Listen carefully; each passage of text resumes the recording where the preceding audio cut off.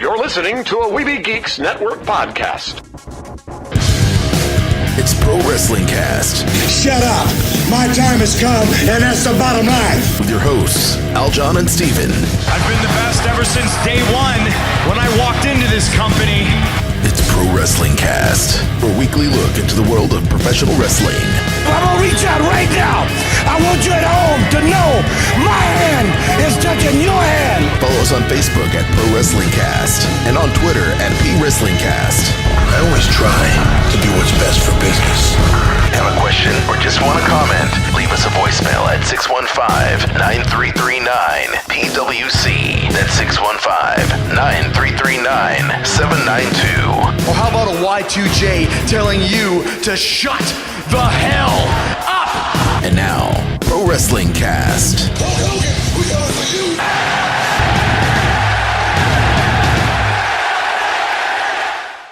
Welcome back to your weekly show, Pro Wrestling Cast, your podcast and webcast for smart marks everywhere.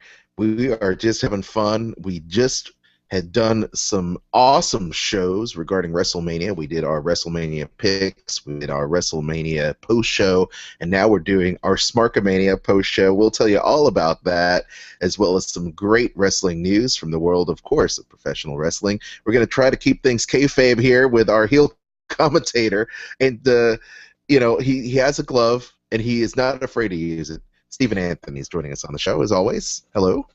How you doing, man? What a mark-filled weekend, and man, that's the most fun I've had watching wrestling in years, and I mean that.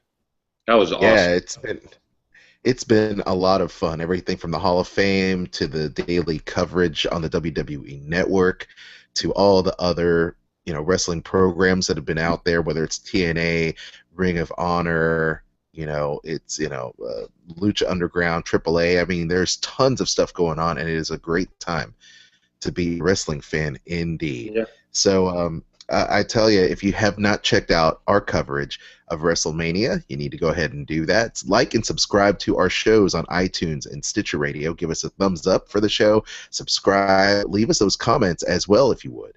We'd really appreciate that. Our WrestleMania show has got thousands and thousands of hits on YouTube, as well as from the Weeby Geeks Network of podcasts. So we really appreciate you, and we would even appreciate it even more if you took it that one step further, liked and subscribed our feeds, and gave us those 5-star reviews. Another thing you can do, help the show out, and we'd appreciate it, is visit our website at ProWrestlingCast.com and click on our Amazon link, because it does keep our show free.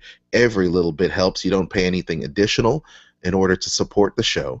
It just, Amazon kicks it back a little bit of love to the show to help us continue doing the coverage that we're doing, and we would really appreciate it if you did so. So, having said that, let's go ahead and go on to our news segment. Stephen Anthony, you've got a million stories to talk about, so how about you want to, well, I'll let you kick things off with whatever topic you'd like to talk about first.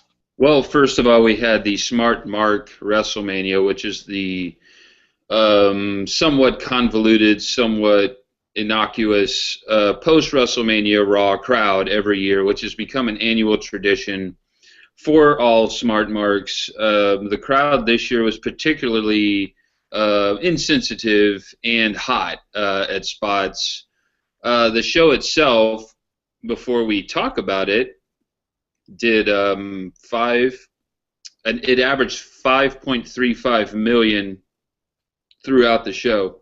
And if you remember a few weeks ago, we were saying how hard they were trying to hit 4 million. So they added 1.5 million people. The top-rated segment, with peaking at 5.7 million, was, of course, Brock Lesnar murdering Michael Cole. Michael Cole is now deceased. And I just wanted to say, if you know how when you look on your cable, do you even watch cable? I'm getting rid of it soon too. But if you watch, I watch it. The TV infogram will say Monday Night Raw, Cena versus Rusev main event. If I would have looked on that infographic and it would have said Monday Night Raw, Brock Lesnar kills Michael Cole, I would say, well, I definitely need to watch this episode of Raw and see what in fact happened. $5.7 million. If you ever wondered if Brock Lesnar was worth millions of dollars per match, you got your answer. 5.6 million, 5.2, 5.3 million for the 3 hours, averaging about roughly 5.4 million. The Hall of Fame, which was clipped to death on cable, did about 2.1 million, which is, about twice what TNA did in their prime. So, not to insult TNA, just saying that is actually very good ratings for a show that started late at about 10:15 p.m. and ran until past 11 o'clock. To do 2 million is an extremely high rating for any cable show. Mm-hmm. What were how did you feel about the Smart Mark Raw? I loved it. I honestly loved it. And if we want to do a quick rundown, we can do it. I got it was it right really here cool. if you want to. Okay, well, let's do a quick rundown. You want a helmet? You want me to helmet real quick? Well, go ahead and I can follow with you. I'm a good follower. Well, I mean, first of all, you've got Brock coming out. I mean, that was just amazing. First of all, amazing promo as usual from Paul Heyman. Brock Lesnar looking beat up. It looks like he cut himself shaving numerous times.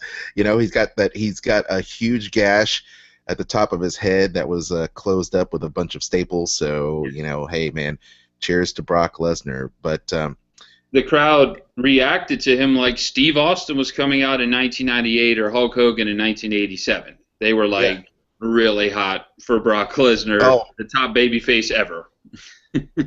Sometimes you can listen to a crowd and the arena, and you can tell, okay, is it the crowd or the arena that's maybe stunting the noise? But there were so many people. As you know, it's an international crowd. I mean, the night after Raw, you've got everybody and their uncle trying to get in on that. Just they make your vacation out of it. So the rest of the world comes to watch Monday Night Raw, and it's almost a Bizarro World kind of feel, but it is very cool. So of course Rollins comes out, they tease a match. Stephanie comes out, cuts them off, and Rollins was on the way, supposedly. Supposedly, and then which was really interesting because the entire time, I think, was it the King had actually telegraphed something on commentary saying, here comes Seth Rollins or something. Of course, that wasn't the case. But at any rate, that Brock Lesnar then proceeds to say, what? You're not going to give me my rematch clause? You're not going to do this? Basically ruins the entire set and basically kills all three announcers. Well, that you're kind of splitting it up. You're combining both segments, but yes. Stephanie comes out and says, let's I'll give you your match later, and she was great as usual. Rollins came out, and one of our guest panelists last week mentioned that he felt like Rollins could be the Shawn Michaels of 1997, which I thought was an interesting comment, and he could be, although you need to probably be even more obnoxious than him in a lot of ways in your personal life and your show life. But I will say this: playing a complete chicken shit, running for his life, he gives Brock an enziguri after saying he wouldn't want to do the match. He gives him an enziguri, a light enziguri. And Brock kind of just looks at him like, I refuse to sell anything ever again. There were spots during the Reigns match where he wouldn't sell clotheslines, and man, I was just marking out. As you recall, we were watching it together. We were both marking out during the main event, one of the best main events I've ever seen. And he continued his lack of working with his dance partner here by not selling the enziguri. At which point, Seth Rollins decides I need to run for my life. And complete chicken shit, heel, great. Ric Flair, Shawn Michaels, 97, whichever way you want to put it. That's how he's going to stay over, because people will feel like he could lose the title at any time. But I don't see him losing. I see this setting up Rollins versus Lesnar at SummerSlam. I see, obviously Lesnar taking time off. Well, anyway, after that, Brock is very angry. murders all of the announcers. Michael Cole gets away, kind of like a guy in a car crash who walked away, but then was literally F5'd out of his shoes in one of the most vicious F5s I've seen in quite some time. And Michael Cole is actually a pretty tough guy behind the scenes, so I'm sure he was happy to do this spot. And then Lesnar decides to beat up the cameraman. At this point, the crowd heat is so hot. Now, in a normal show, you'd be like, oh, that's a set-up cameraman. The crowd heat was so hot, they're just like, he's going to murder the cameraman now, and we're all marking out. It was probably the most fantastic segment on Raw this year, wouldn't you say? I would. It was electric. It really was electric. I mean, those two segments. I mean, every segment on the show was really, really good. But those Brock segments were just off the chain, just insane, off the chain. Fantastic, just killer. Well, why don't you go ahead and run down the rest, because I did take some notes. So go right ahead. Well, Bryan faced Ziggler. I predicted this would be the feud ongoing, but it seems like they're going to go with Bryan versus Barrett for a while, which actually should be some really killer matches. Like we predicted, Bryan is going to go with the IC title. They put over the IC belt very strong at the pay-per-view, having Bret Hart and Ricky Steamboat and incredible IC champions who later became world champions, put over the IC belt. Fantastic stuff there. I kind of wish this match would have gone maybe another segment. It was a 2-segment match. I would have preferred a 3-segment match. I understand you want to put a clean pinfall. I understand he put over Ziggler twice clean, but I just wanted it to be a little bit of a longer match. Maybe I'm getting a little spoiled by all of the incredible, intense work rate from the weekend. But that aside, it was a great TV match. Sheamus came out at the end dressed like an idiot, and I do like his beard. And I never liked Sheamus's hair, and it looks like they're going to give... If you're going to push Sheamus, to me, you have to push him as a heel. He's just not the babyface type of guy. Take it from me, people do not like redheads. Redheads always lose their cool at some point and make a scene. So another good segment. Yeah, I mean, the Sheamus Mohawk did get a lot of chants. I mean, same chant at the SmackDown taping about him looking stupid happened, by the way. Yeah, you look stupid, right. know. So, but you're right. I mean, you need to make a change. You need to tell people this is not the same old Sheamus. I've got the Captain Lou Albano beard going on. I've got the Mohawk that I got from Shannon Moore, and there you go. I'm done. Yeah, big ups to Shannon. Shannon Moore, trading hair secrets with Sheamus. So there you go. Well, I'm a big fan of Shannon from back in '97 when he wrestled in Tennessee. They actually played it in Louisiana back when I was still living there at 5 in the morning. If you can there you go. The Prince of Punk. The Tennessee Volunteers, great show. That Brickhouse Brown dressed as the Brickhouse Brown. Oh my God, Brickhouse Brown. Brickhouse, if you don't mind. I know nobody probably knows who that is, but he's the shit. He is in Tennessee wrestling. You can't walk 5 miles without hearing about Brickhouse Brown. Okay, yeah, so I love him. We should get him on the show if you can hook that up. We should get him on the show. I would probably literally give him money. Wait, I shouldn't have said that. He will take my money. I can't. Lucha Dragon. Lucha Dragon. Lucha. You want to talk about a debut? You want to talk about a debut? That's how. Through the silk. Wow. Yeah, I mean, probably one of my favorite. I mean, there was a lot. Well, online basically, I did say that Smark-a-Mania, the night after WrestleMania, the Raw after WrestleMania, has now been dubbed NXT Raw Zone. Right. That was my hashtag for that night, was NXT Raw Zone. Callisto was on. What a debut! Yeah. Yeah, it was. I mean, unbelievable aerial moves, great stuff that you would have seen all the time if you were to watch NXT, but to a staggering audience of 5.6 million viewers plus, whatever the case was. Holy smokes, man. Looked every bit as impressive to me as Rey Mysterio when he debuted in 95, 96 ECW, WCW. Every bit as impressive. He did his... Now, what is the move called where he does the maneuver for close to 67 minutes, where he... I don't even know what it's called. I want to say it's like the tilt-a-whirl, roundabout, back and forth, head scissor take.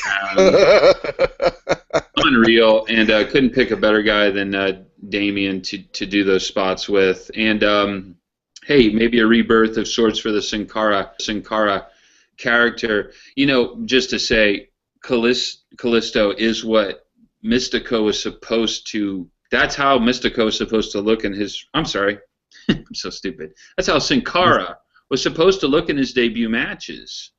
The guy has too many names. That's how Sin Cara was supposed to look, doing those maneuvers. But you know, they blew that. But I don't know. Well, anyway, he didn't blow it. He was Yeah, you're absolutely right. I mean, that tag match was really, really good. So fantastic. And the New Day is super over with their super duper new chant. And I'm so glad that Kofi Kingston was able to help the crowd chant New Day sucks for some reason. Maybe he didn't know what was going on, but that was confusing. New Day sucks. He's like, New Day sucks. And then I got on the third one, he's like, oh, wait, I think they hate me. Stupid. But I tell you what, New Day's a great team. Give them time. They are a great team, and they should just go ahead and make them heel. They did at the tapings. They did. But okay. You really don't need to turn them. They're already a heel team. Yeah. So. Yeah. Just confirm it. It's been confirmed. We'll go over that briefly, but Stardust and Mizdow, they're continuing the Mizdow feud. Mizdow confusingly is still named Mizdow and dresses like the Miz. I've figured this out, by the way, Aljon. They don't know how to get out of the situation. The situation has heat. The feud has high heat. They don't know how to get out of it. That's stupid. Well, what do they do? Well, what do they do? And now it's back to where you were. Think about it. And this feud owes a lot to the Miz too. This is a Miz heavy feud.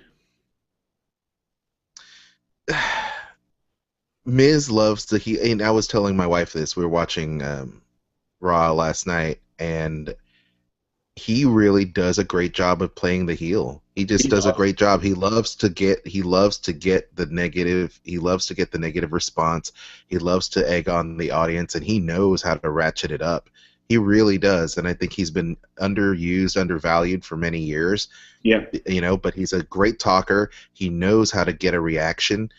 Negative or positive, by the way, but he definitely knows how to get that heel reaction. Right. And you know what? I'm okay with this going on and on. You know, I mean, what you have to consider, what are the stakes in the feud?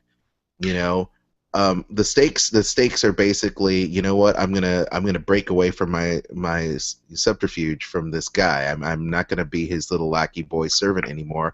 I want to battle for my own name. I want to battle for my rights. Right. You know. And say, you know what, it's going to be, you know, one of these things where, you know, maybe, I'm better than you, Miz. I can stake my reputation on it. I'm going to beat you, and if I beat you, you become my stunt double. Okay, that's all you can do. Let's see how this works for a while, you know. And if you think you're better than me so much, let's just put it on the line. And then maybe what we can do is, you know, a contract for a new commercial and put it on a pole or a ladder and see if the two of them can go and do something. I mean, honestly, you can't tell me that a ladder match between The Miz and Mizdow for a TV commercial for the WWE Network or some kind of stupid Viagra commercial wouldn't draw ratings, because on a Monday, that would be amazing, right? Well, that sounds just Russo-rific. Yep. Viagra commercial on a pole match. Yeah. You know, I learn from the best. But if anything, you know, have Russo, you know, sign off on this, or how about, you know, I mean, I hate to say a gimmick. It does sound really Russo-rific. Let's be honest. This gimmick, this whole angle has been Russo-rific. You know. Yeah. So, you know, what are you gonna do? Yeah, but it's been effective as hell. Again, they blew it. We've talked about it with the fellas on the round table. They blew it by not having him go over in the Andre the Giant, Jay Brown Battle Royal. Battle Anyway, Royal. Mm-hmm. After this, we saw the debut of Adrian Neville, or just Neville. I kind of was hoping they would call him Aaron Neville. Actually, I thought that would have been funny. The touch and the feel of cotton.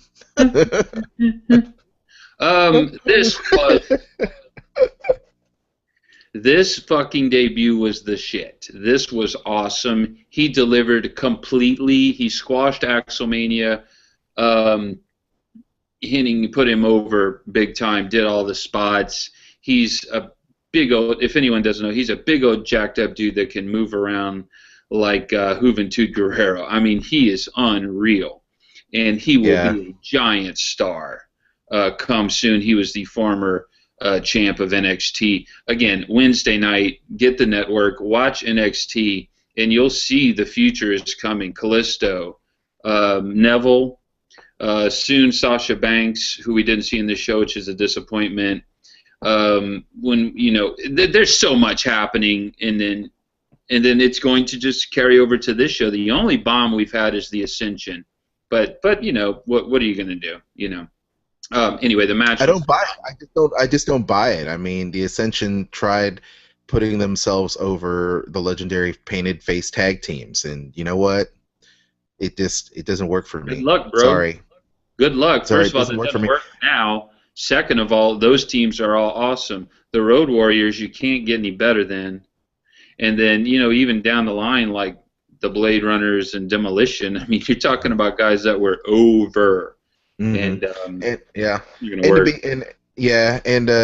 In terms of those guys, I think it just needs to be tweaked a little bit. I think, when I was watching NXT, those guys really turned me off. I was not a fan. I was a fan of Lucha Dragons personally. I was like, sure. Lucha Dragons all the way. About them a lot on the show actually, I mean they're big old dudes that didn't work. They brought up the smaller dudes. Or the smaller dude, and it worked. And good for those guys. But yeah, anyway, Neville was awesome, and I cannot wait to see what happens with him. I'd love to see him fight Daniel Bryan over the IC belt. Could you imagine how awesome that feud would be? Oh my God! I mean, good Lord! Oh my God. That would be amazing.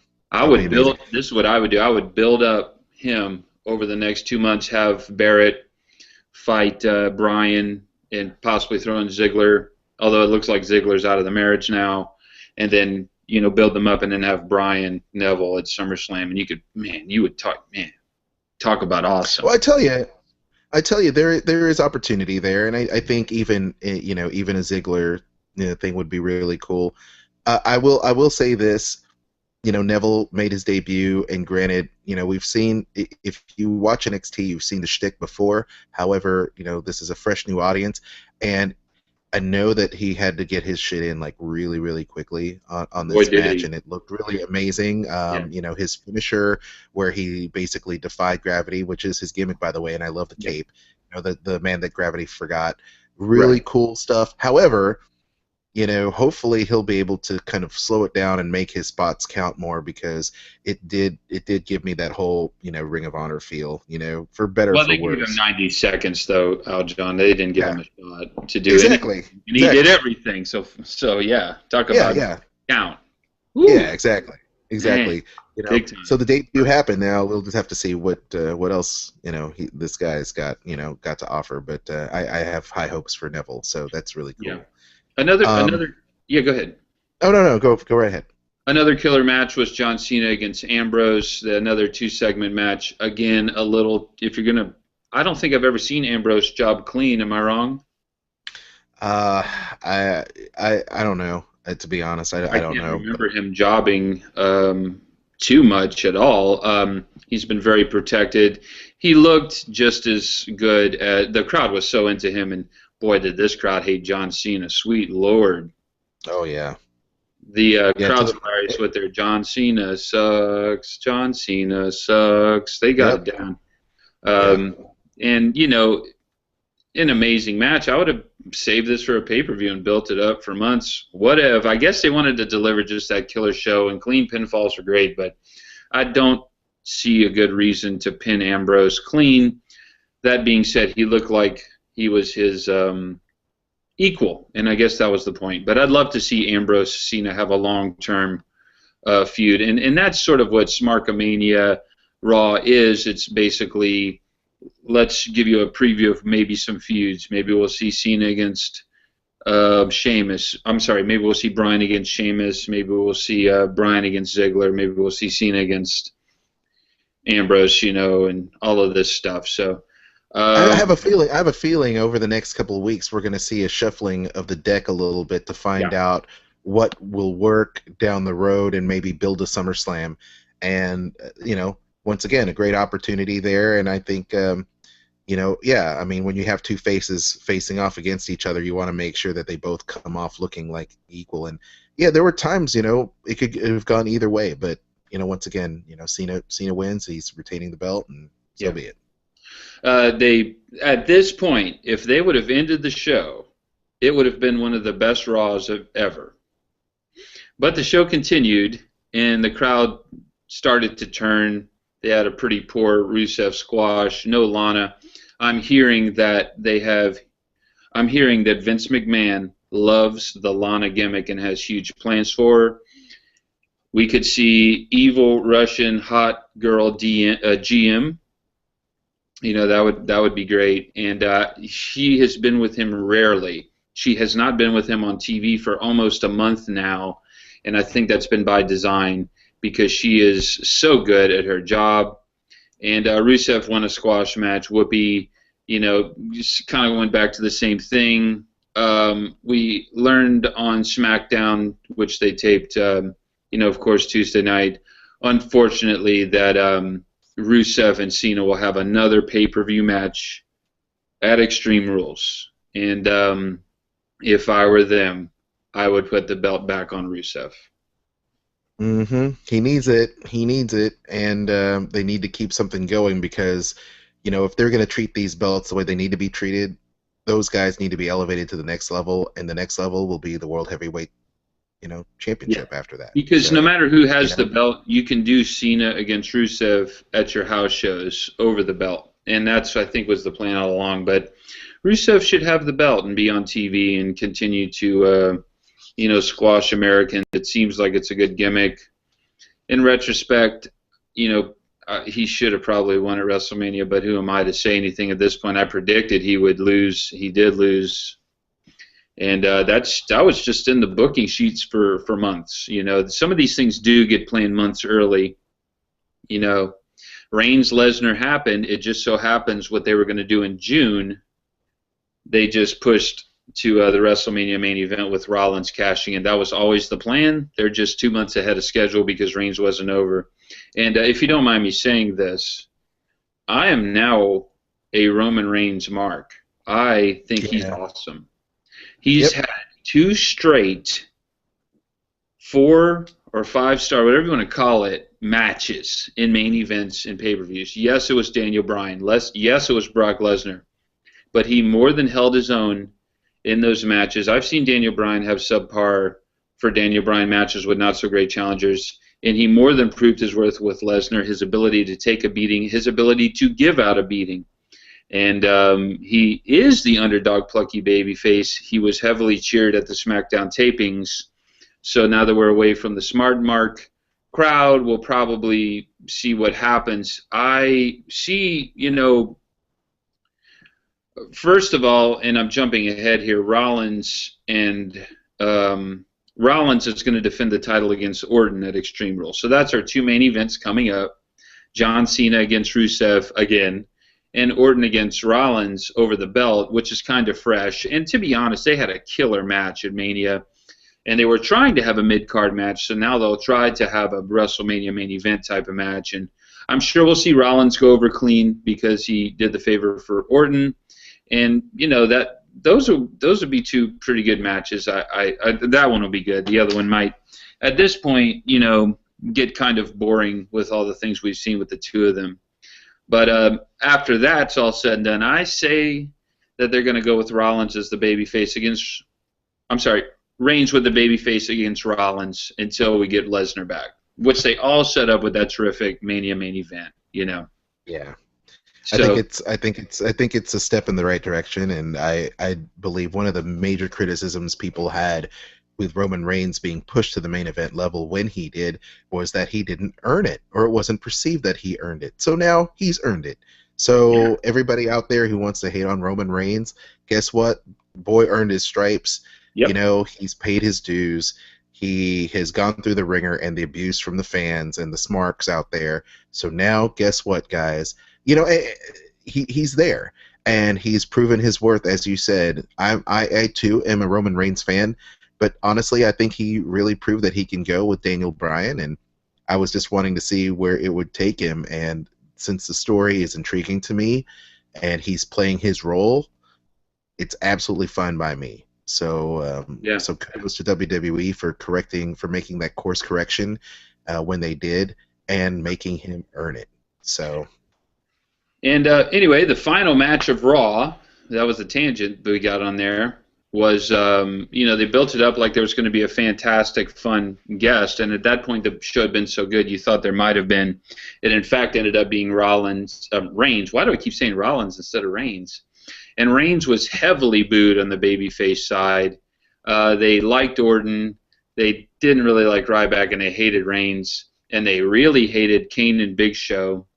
And they loved Rollins, Kane, and Big Show. I believe Kane got a chant of "Please retire," which was, hey man, this crowd's mean.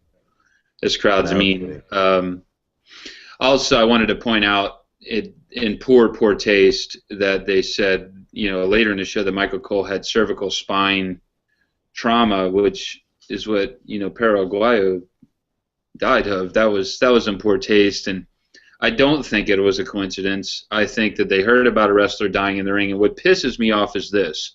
They didn't do any tribute to Aguayo in their show.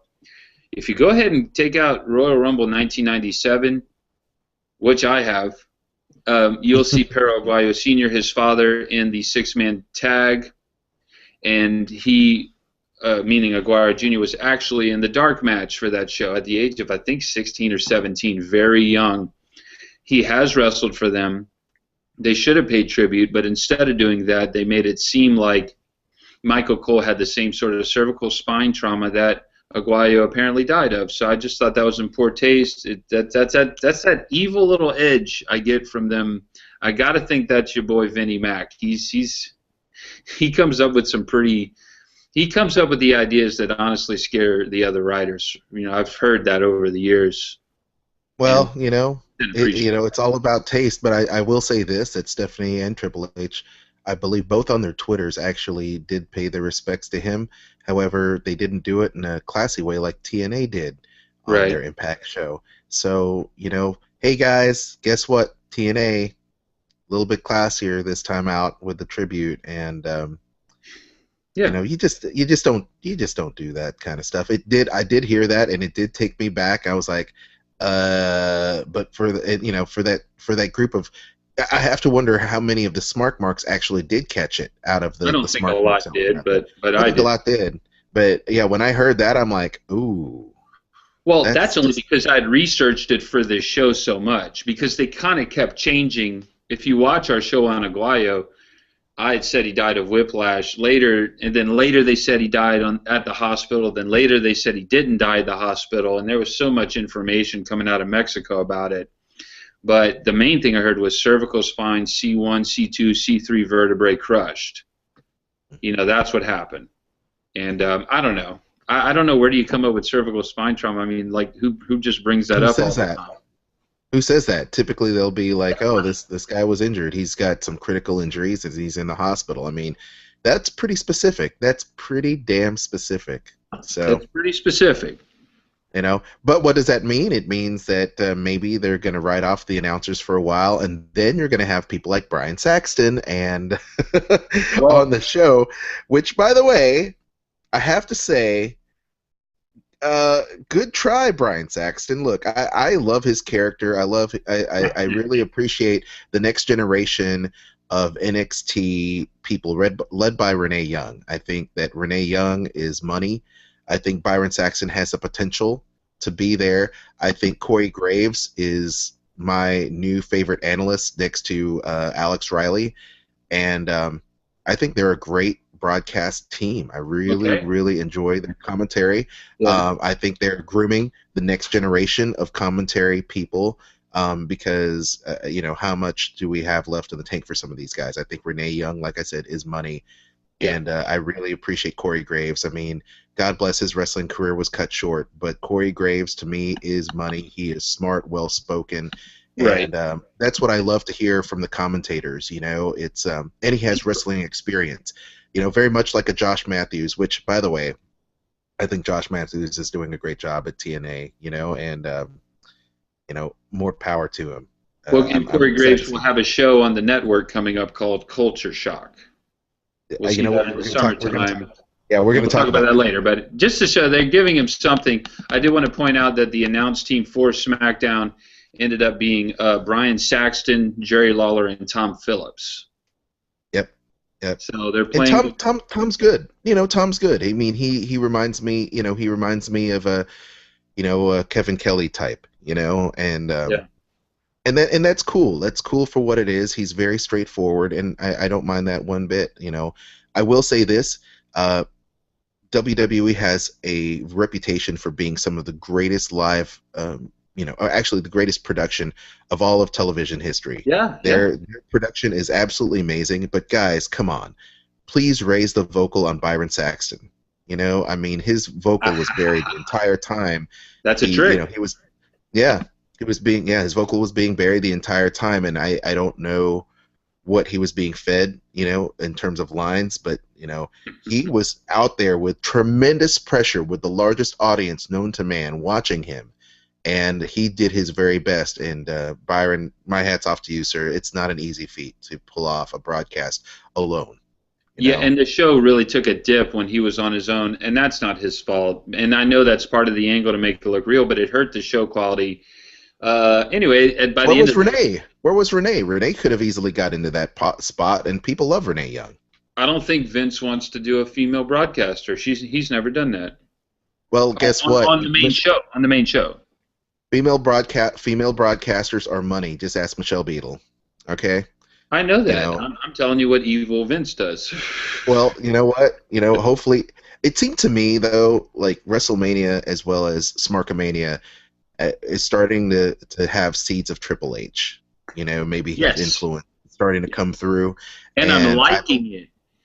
Yeah, I am liking it. I mean, if this is the case, it could just be a huge work. But I feel that a lot of the stuff that we're seeing with NXT Mania has Triple H's fingerprints all over it. Yeah.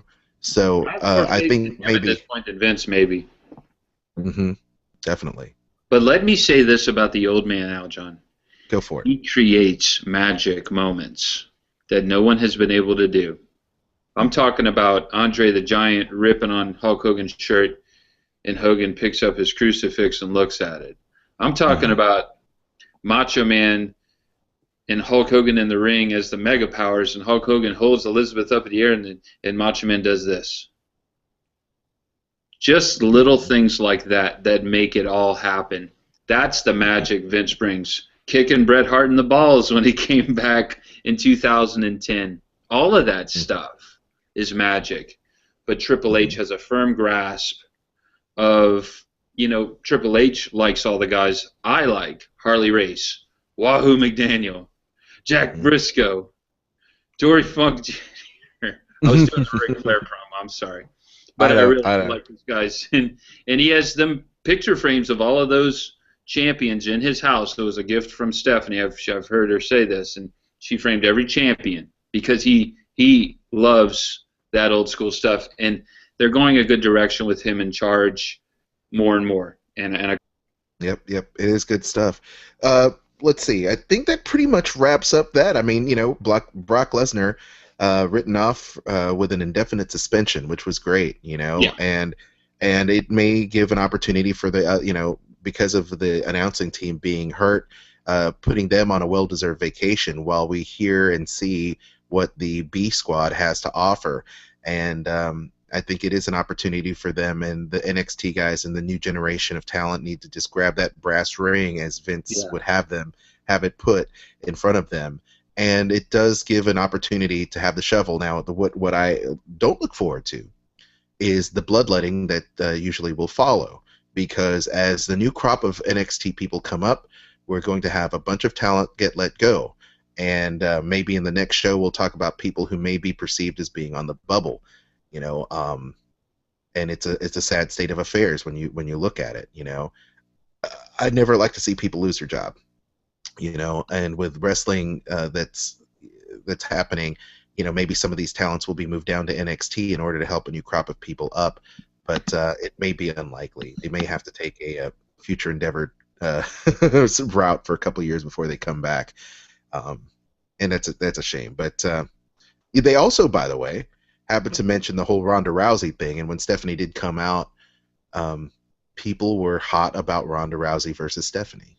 So they are definitely setting up Triple H and Triple H and Stephanie McMahon versus The Rock and Ronda Rousey at WrestleMania next year. They'll probably do it. She'll probably be at SummerSlam. This is my guess, by the way, but I know these guys. They'll set it up at SummerSlam. They'll do it at Mania. And I think from the Sting promo, oh, by the way, that was right after. Boy, that should have been on the main show, actually. That was killer. Well, they got to pop numbers for the network, so that would have been the way to Raw. And I predicted he would retire, and it looked like he was going to, and the crowd was super into him. Man, people don't care if Sting does a job. They've never cared if Sting did a job. The only match the crowd ever got weird with him was when he didn't beat Hulk Hogan in that Starrcade significantly like he should have. That's the only time I've seen him affected by anything. He's always been super over. Vince McMahon hilariously said at the investors' call that they had been doing a lot of great work, blah, blah, blah, the network, blah, blah, blah, WrestleMania, and they had taken Sting, a wrestler who hadn't been on TV in 20 years, and suddenly made him thinking, I hope you're ribbing and doing this to line to the investors to think that you actually rebuilt Sting's brand in some way with these angles.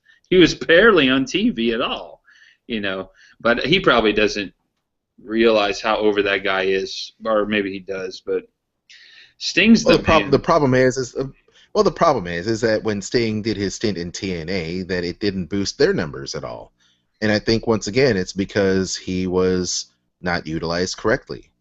And but having said that, his marquee value when brought, and this is an interesting thing, okay, when you look at what all has transpired, his marquee value when put on the grandest stage of them all elevated every product. It elevated their product, elevated his stock worth, and everything about it. It's something that, once again, if you take a superstar like Sting and put him on a product with very little eyes on it, with very little promotion on it, not for the sake that the promotion was trying, because I know TNA was trying, but it didn't elevate him the way he needed to be elevated. Now you put him in WWE, things change. Total game changer, marketing, viewership, promotion, perfect writing, everything. It was a perfect storm for that to happen, and it was because of the machine that is WWE, not the machine that was TNA. You could have the best. You could have the best race car driver in the world, but if the race car driver drives a shitbox, he will only perform as good as a shitbox. Right. So, I couldn't agree more with that. But well, this leads me into talking a little bit, if you don't mind, about the WWE's value right now. Yes, let's talk about that, because Vince McMahon recently hosted a conference call for all the investors, and it's very interesting to see those conference calls and hear those conference calls, because you have smart marks calling in, you have people that are obviously fans of the product wanting answers and wanting to know about their favorite superstars and where they think their angles are going to go, which are very interesting on an investor call. However, go ahead, Steven. Well, they announced 1.3 million subscribers, so they added 300,000 subscribers. They're doing a free month in April, which basically, you said it best, they should do one free week, right? Isn't that what you said? I did. I think that and it shouldn't be current the subscribers either. Yeah, the the way I feel about it is, if people want to get a taste of the network, it devalues the people that bought into subscriptions, whether it's a 6-month or a year. For me, seeing them have free months all the time pisses me the fuck off. I'll be honest, it pisses me off because I pay good money for the network and the value for the network, and I don't watch it as much as I should, but I watch it as much as I can. And for people that have an entire free month, I'm like, give me some money back, give me a credit, give me a freaking T-shirt. You know, I'm a season ticket holder for your network, and I need to get something else for my value if you continually do free months for 4 months out of a year. That's stupid to me. You know, it makes me wonder why people get the network, because I know why I do. Well, first of all, I want to see Sting's promo after Raw. You know, I do want to see that, and obviously I have to be knowledgeable and talk about it. And by the way, that would be a really good promo of the week. His interaction with the crowd is spectacular. And by the way, they bring up the idea. The crowd brings up the idea of fighting the Undertaker, and he actually somebody acknowledges it. Yeah, he's like, all right, I might do that too. I don't know. I mean, he was totally shooting. Well, so this is what he said. He said, I don't know what the future holds, but whatever they throw my way, I'm gonna grab it. And it would be a crying shame if they don't. Okay, so he's not retiring. Right. He's going to be a Mania against Taker. So there's your two main events. Right. Sting versus Taker, retirement match of some sort for either one. Pick your one you want. But Taker looked great. No. I don't think he's retiring. Yeah. And before you get into the rest of the financial news in regards to the conference call, did you happen to catch the segment that was part of the WrestleMania 32 announcement in Dallas? There was some exclusive footage in a Skype interview with Mark Henry and Michael Cole back with Scott Sanford in the studio when it was announced that WrestleMania 32 would be held in Dallas. Did you happen to catch that? No. Okay. Mark Henry goes up for an interview, talks about how awe-inspiring it is to be performing in Dallas with, by the way, a stadium that has the ability to hold at WrestleMania over 100,000 people, which would break the quote-unquote record held at the Silverdome at 93,000, right? Something like that. So yeah, that's what they say. That's what they say, right? That's the say. But they say that it can hold for WrestleMania a total of 100,000 people. Which would legitimately break the record, because the record's 78,000, it's not 93. Right. And the guy that did their marketing and had all the numbers to it later worked for WCW and later admitted that. And they always up the number 10, 20%. They probably didn't have 76,000 at WrestleMania that just passed, by the way. They probably had 68. And granted, the record is the indoor attendance record for any live event. Okay. So, okay. And by the way, 78,000, not too bad. No. Pretty good. But look at here. Mark Henry dropped a bomb and actually said, and I don't know if anybody picked this up because I haven't seen it, that him performing there would be his last. Are you trying to tell me that Mark Henry retiring is going to have some sort of effect on this draw? No, but I'm just trying to say, simply say that I'm sorry. It kind of went under the radar that Mark Henry basically said that if he was able to perform at the WrestleMania in Dallas next year, that it would be his last. And I think a lot of people, kind of glossed over it or didn't even pay attention, because I'm reading all the sheets now, and I'm thinking to myself, I don't think anyone picked up on that. So if you haven't heard it, that could be a draw in some way. But I would just say if they want to draw 103 or 104,000 people, that I would consider bringing back Andre the Giant as a heel in 1986-87, because that is the only way they'll go over 100,000, because they had empty seats at WrestleMania, and that's just what people said in the upper decks, so they didn't sell it out. Yep, Sorry. Yep. And they didn't tout the fact that it was sold out either. But they made 121 million at the gate, they made 12.1 million. 121 million would be a hell of a gate, wouldn't it? They made 12 million at the gate, which is a record. Mm-hmm. That's a record too. It's all about the spin. But okay, But going into your investors meeting, what other news that we come across? Because I know we have a bunch of programming news regarding the.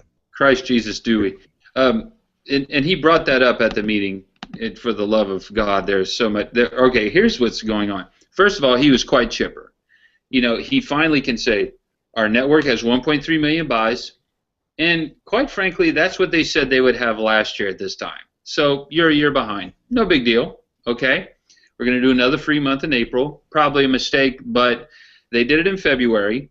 They gained 200. I'm using loose numbers here. I'm exact on my math, and I don't have the numbers in front of me. But they basically gained about 275,000 free viewers and held on to about a third of them.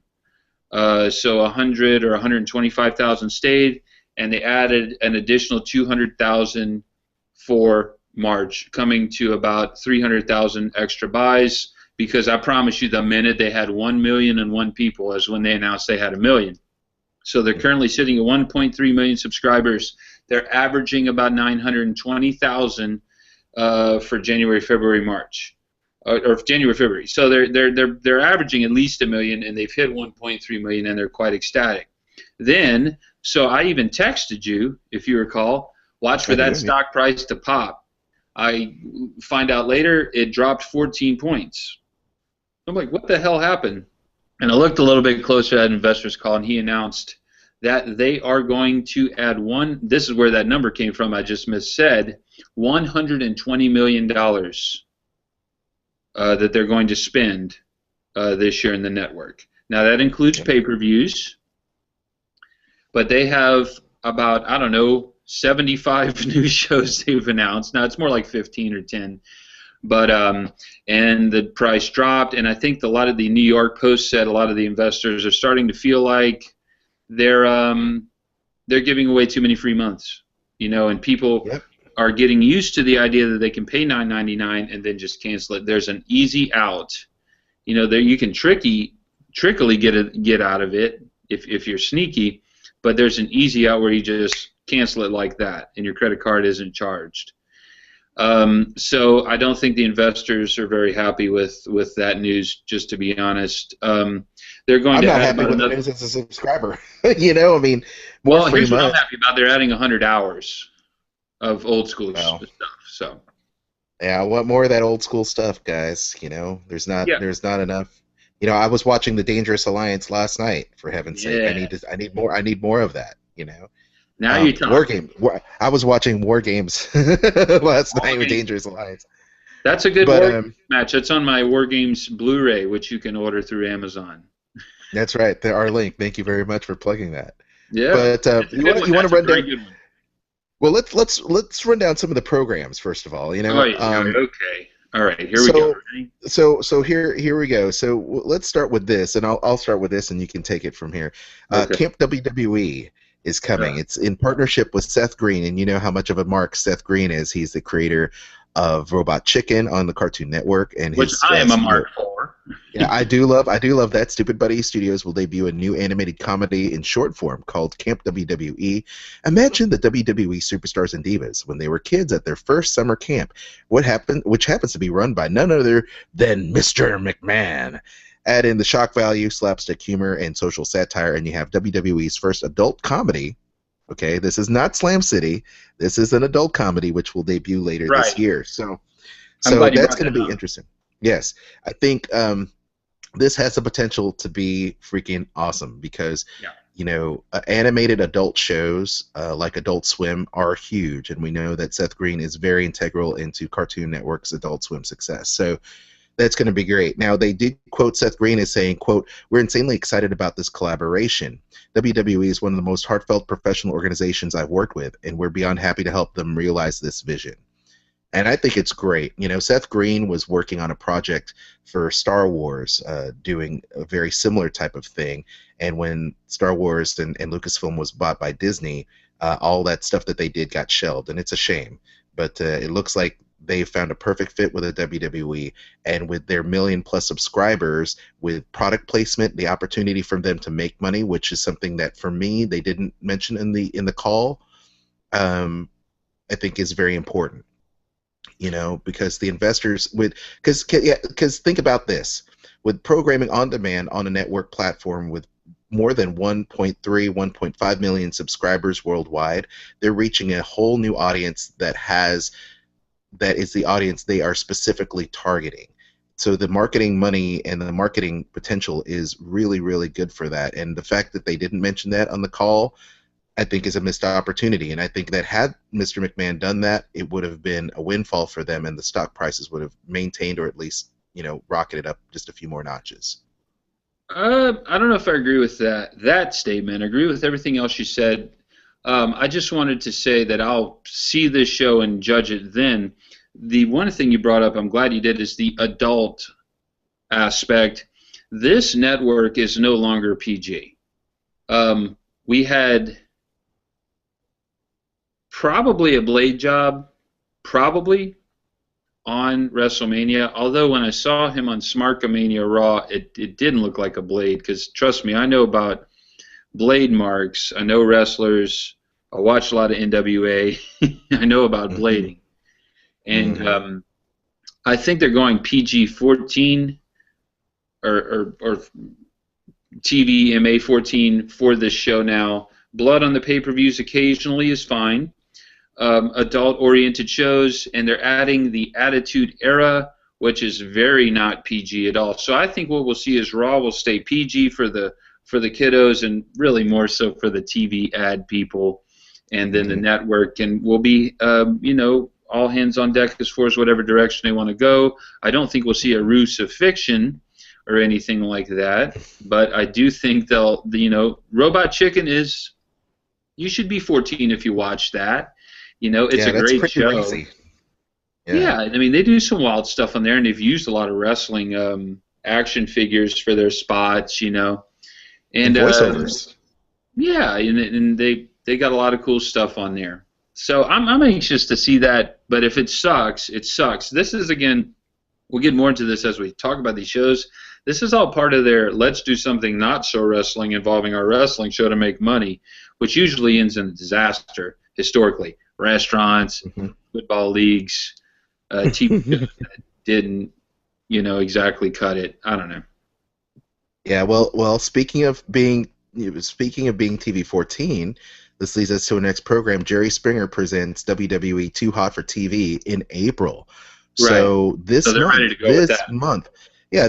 ready to go. Hosted by legendary talk show host and, by the way, Raw guest host Jerry Springer, will reveal and introduce the WWE Universe to the most outrageous stunts and cringe-worthy moments in TV history. The series will take a look back at chock full of insane situations and racy romps from WWE's past that will have members of the universe asking, did they really do this? Springer will inject his own brand of humor into each episode, and themes such as Love Hurts, All in the Family, weddings, and funerals.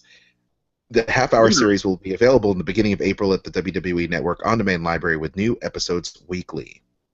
I hope they do. Go ahead, I'm sorry. Oh, no. Springer actually says, quote, I suspect the 25 years of the Jerry Springer Show qualifies me to comment on this outrageous behavior. And Springer says, what's more outrageous is the entertainment and drama and craziness of the WWE. This is going to be fun. So... You know what I saw the other day, speaking of weddings, and it'll be on this show, I guarantee it, is the Macho Man and Elizabeth's wedding reception, which Jake the Snake has a Cobra attack involved. And I just wanted to say I saw that the other day, and it's really funny in a shticky sort of way. And you really should never invite Jake the Snake Roberts to your wedding reception. I think that's something that he might be okay now, but historically, that's an error. I would love to see that. Funerals... that's odd. Well, I don't know. Funerals. Yay, let's not do that. Yeah, that sounds like a party. Yeah, it's like the Undertaker and Kane sort of funerals, and I don't know. That should be Russo heavy. I diss Russo a lot. Look, Russo did a lot of great stuff in '97, especially when their ratings were about to get big. And I don't mean to diss him so much. I know he's a podcaster, and although his show isn't as good as ours, it is still a nice show. And and he is a good man and a born-again Christian, and I don't fault him for what happened for really just a few months in WCW, or that. Have you ever seen the electrified cage match in TNA? Have you ever seen that? Of course I have. That's ridiculous. That's ridiculous. There's a lot of ridiculousness. That was bad. Well, speaking of ridiculousness, the Diva Search is coming back. Just when you think we've got all the awesome divas on NXT and the main roster, you've got the Diva Search is coming this fall. Athletic, beautiful, charismatic women finding the next stunning WWE diva is going to be happening this fall. Now, I have to admit, going through the network, I did see the first episode of WWE's Tough Enough Again. Oh, that was great. Have we come a long way? My. You know what I mean? But my oh my, there's nothing more entertaining than watching delusional people try to emulate what they see on TV, and that is, to me, just money. How about this? And we alluded to this a little bit during the show, the WrestleMania programs, but Live with Chris Jericho debuts Monday, April 6th with special guest John Cena. Now, I'm a big fan of the Y2J podcast on Podcast 1. Talk is Jericho. And, of course, Jericho challenges his guests to be provocative and in candid conversations talking about their careers, their lives, their controversies, overall state of WWE. And the series, which is monthly, will be kicking off April 6th, immediately following Raw, with the first one-hour episode featuring WWE star John Cena. So I can only imagine them doing 12 episodes at best right now until they decide to renew his contract. A great way for Jericho to have programming done on his own time. What happened to Steve Austin? What happened? Well, interesting. I'm not really sure. They get mad. I'm not really sure, because as many eyeballs and eyes and ears that they turn on to the Stone Cold Steve Austin podcast, he still says it's pro wrestling. It's not, sports entertainment. But so be it. I mean, how many times did Arnold Schwarzenegger say wrestling in his Hall of Fame speech? Well, he's Austrian. I think that's a good. Clearly a huge fan, by the way. Well, right. I mean, sports good entertainment. Otto Vance shout out. I'll give him the Otto Vance shout out, and he said it really correctly. No one has ever said that right yet. So. No.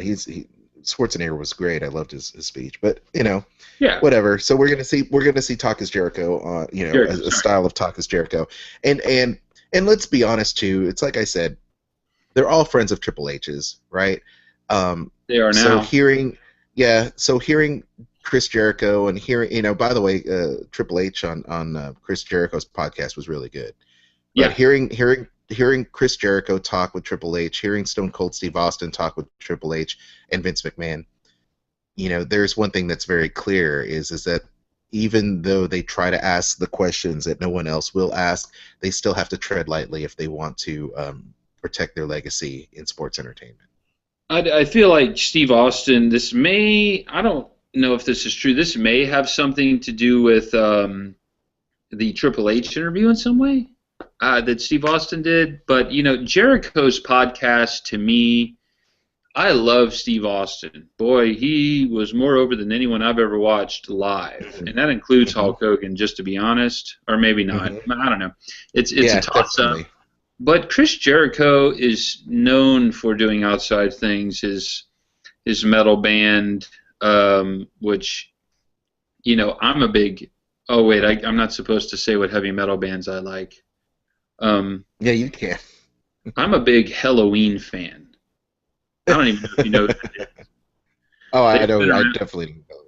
Well, I like any band that has like 30 albums because I don't like to listen to a lot of different music. I like to get one album and move on. And they have 30 albums, and he named himself after their first album, The Walls of Jericho. And if there were a song of the week, and there isn't, it would be Halloween song Murderer from Walls of Jericho. But please don't put a link to that. That's anyway, hilarious. I just had to throw that out there. No, that's fine. Chris Jericho is a huge heavy metal fan, and I do like his band, Fozzy. It's a good stuff. And Chris Jericho is, no doubt, this show is going to be entertaining. I think speaking of I entertaining, say what I wanted to say. I'm sorry. I think his podcast is better than Steve Austin's. Is what I really wanted to get to. You do? Eventually, and I never did because I'm so long-winded when I talk. But it's two different styles. Well, is my point. He does outside things well, and the preview of his Blu-ray, DVD, whatever, the half-hour preview they did on the network is very good and engaging, and he talks at length about the Wyatt thing, the Wyatt cage match, and he's a great guy to talk. He knows how to talk to people. He talked to Hulk Hogan about the fact that there was a fractured WCW locker room, that he didn't feel he was a part of any clique, that he could talk to him. He said openly that his babyface run in 1994-5 sucked. He said it was okay. And Hogan was like, what do you mean it was okay? It was bad. And Hogan knew it. He has a good way of getting things out of people without just slamming them with a question. And that's probably why he's on here. He'll play ball more. He is, I don't even know if he's under contract. I guess he's under contract in some sense. He was just in a house show contract that just ended.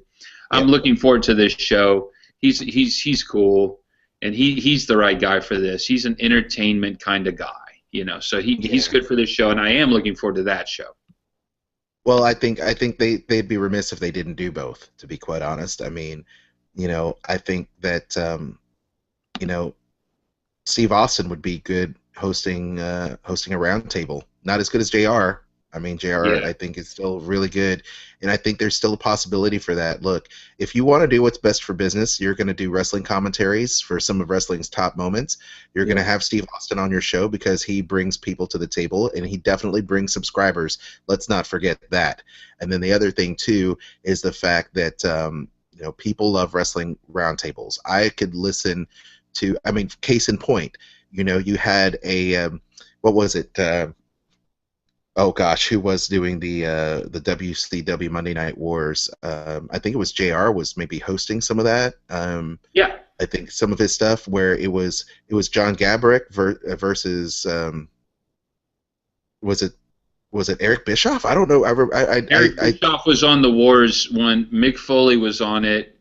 Now you're testing me. JR and Hayes. That was the round table.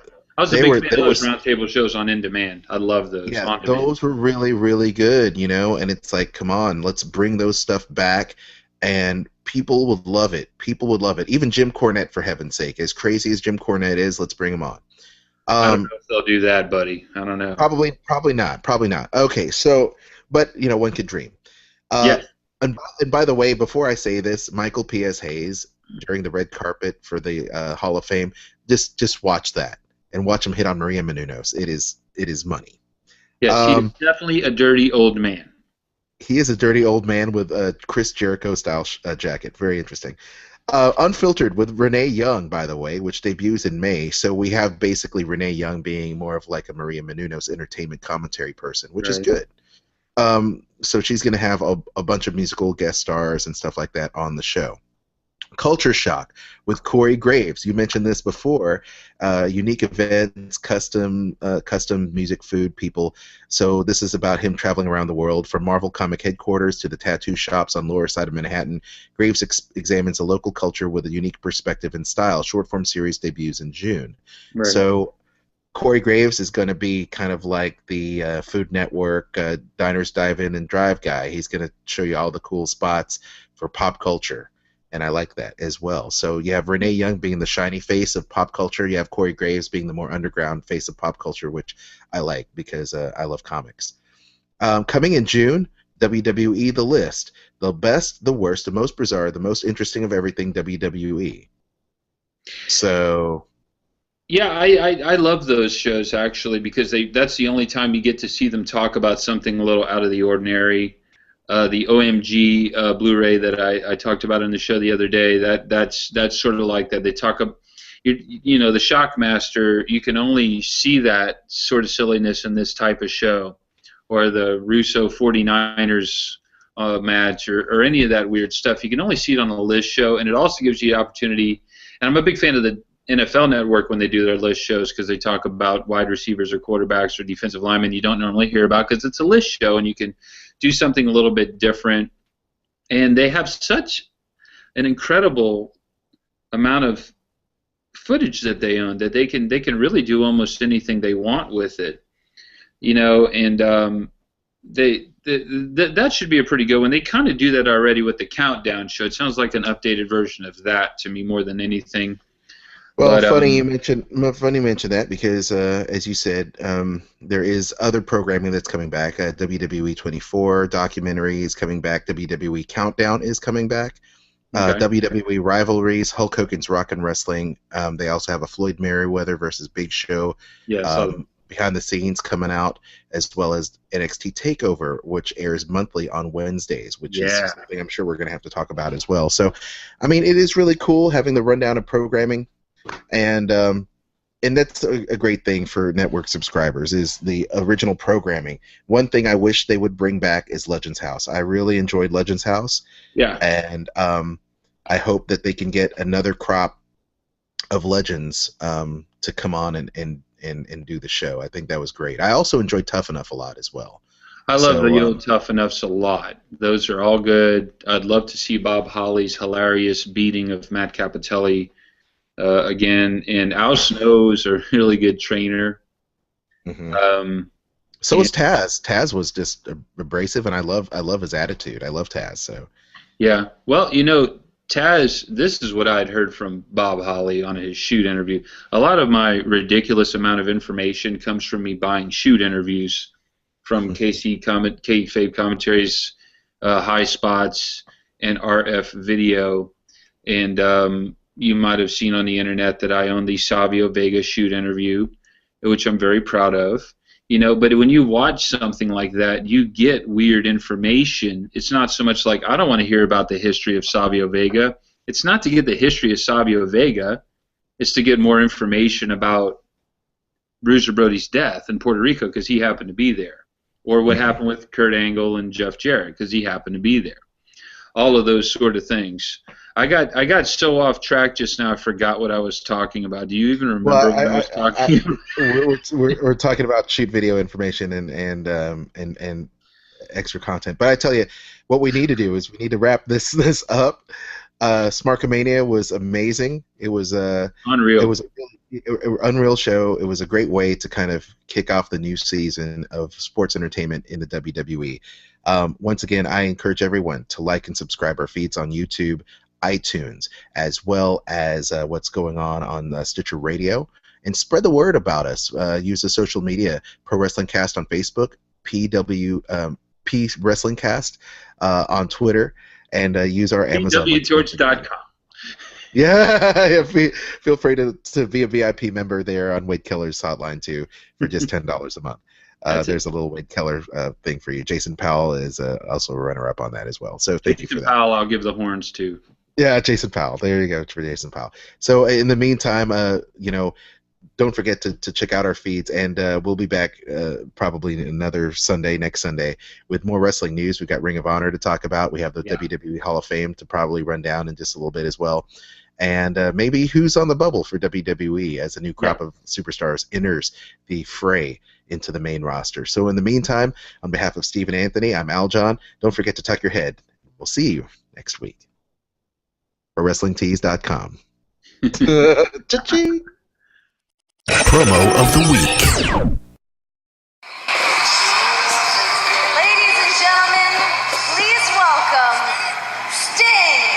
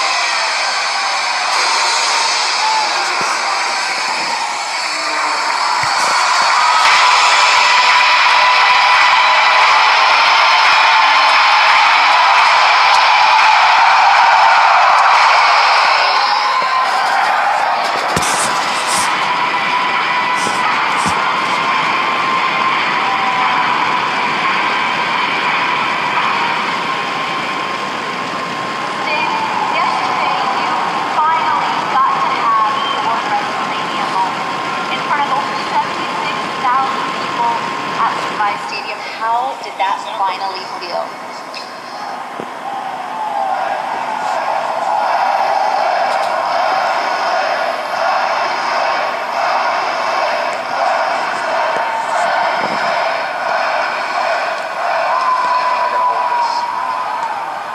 I gotta tell you, in so many ways, it felt very normal, it felt very natural, and yeah, because of you fans, I felt right at home.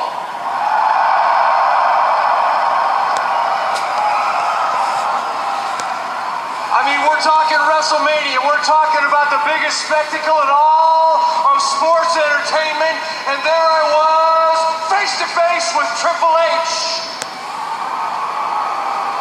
And no, I came up short, but hey, I'm just glad to finally be able to say I was there. Well, Sting, I think the question that everybody wants to know, what does the future hold for you?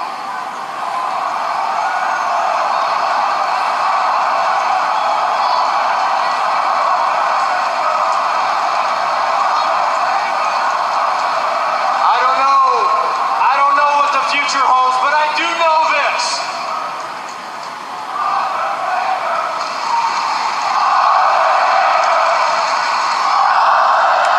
You hear that, Byron? Loud and clear. I don't know. I don't know what the future holds. I really don't know.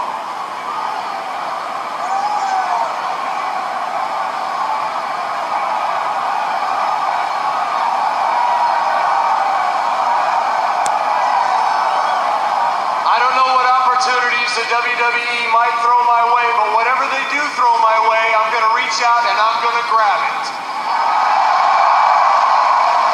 And if they don't throw anything my way, well, that's just too bad. It's a crying shame as far as I'm concerned.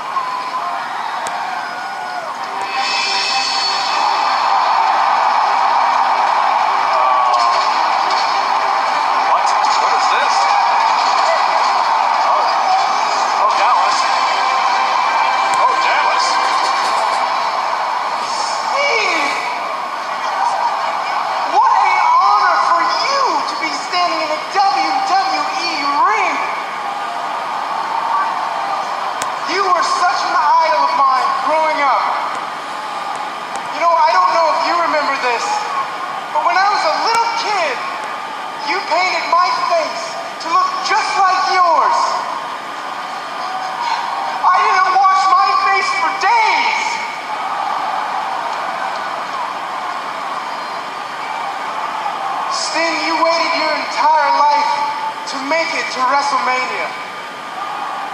And last night you did just that. And lost your entire legacy in front of a record-breaking crowd at Levi Stadium. Sting, I know there's no promises. But if you want to succeed in WWE, all you have to do is believe!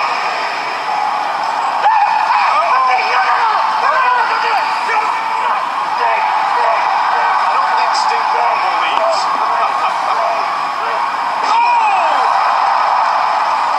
I believe that hurt. I believe it was worth a death drop. What that idiot thinking coming out here interrupting Sting the night after WrestleMania? It was an opportunity. Not a good